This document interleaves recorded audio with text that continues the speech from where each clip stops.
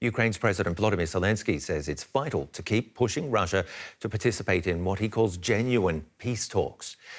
Earlier, an advisor to Zelensky said Ukraine was ready for talks with a Russian leader, but not Vladimir Putin. US media have also reported that the Biden administration has been encouraging Ukraine to signal openness to talks. The Kremlin has said it's open to negotiations. This comes as Ukraine welcomes the arrival of new air defence systems supplied by Norway, Spain and the US. DW correspondent Nick Connolly is in Kyiv. He told us how important these Western defence systems will be. Well, they're certainly very welcome. They've been promised for a long time and now they're finally here, although we're not being told quite how many have reached Kiev so far of the total number promised, and even the total sum promised is only a fraction of what's needed to protect this country. This is, after all, a war that's being fought on a scale bigger than anything that any Western country has fought in decades, front lines of over 1,000 kilometres and cities hundreds of kilometres away from those front lines routinely being hit. So those NASAMS rockets that are coming from the US, they're used to protect the White House. They're pretty modern. They were developed in the early 2000s. They're kind of close to medium range. And then the rockets coming from Spain, they're a bit older, kind of more 70s, 80s, and they are short range.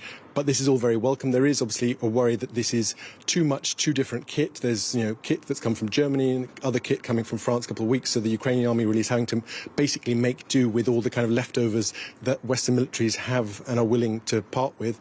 But it's definitely psychologically very important to think that there's something to deal with these attacks that have left people feeling so vulnerable. That was DW correspondent Nick Connolly reporting from the Ukrainian capital. As the war in Ukraine continues, many people are looking for missing loved ones. Many are feared dead, but in some cases no bodies have been found, leading relatives to hope they may have survived. Often the only way of finding out the painful truth is a DNA test. DW's Matthias Böllinger spoke to people in Izium, a town recently retaken from Russian forces. They wait to see the investigators bringing DNA and testimony. Lyudmila Voshchana and her relative just have questions about her son.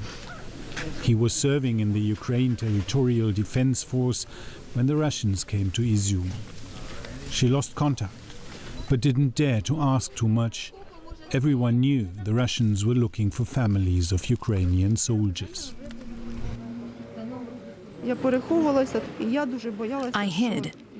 I was afraid that someone might tip them off.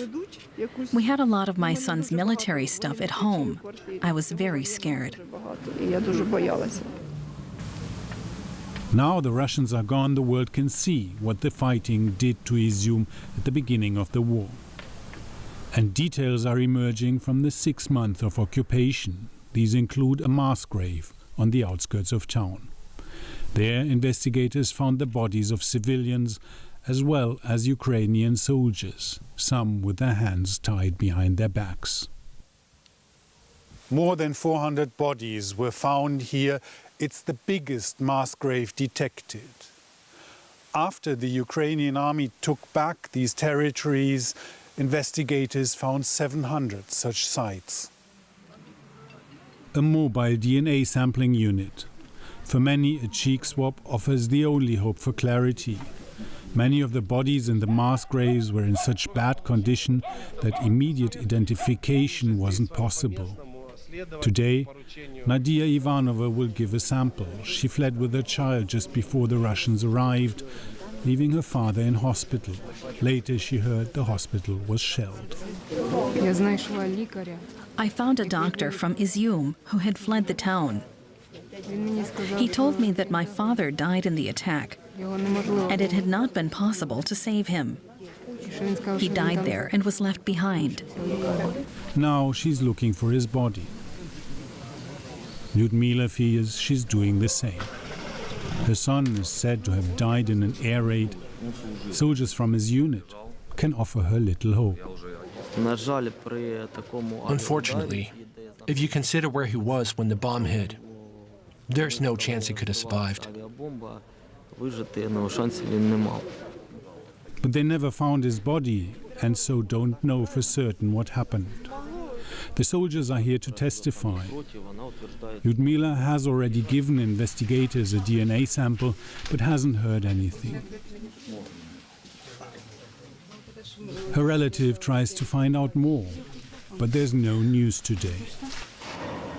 Раз тіла немає, As long as there's no body, I still have hope, ще якась надіжда although є. not much.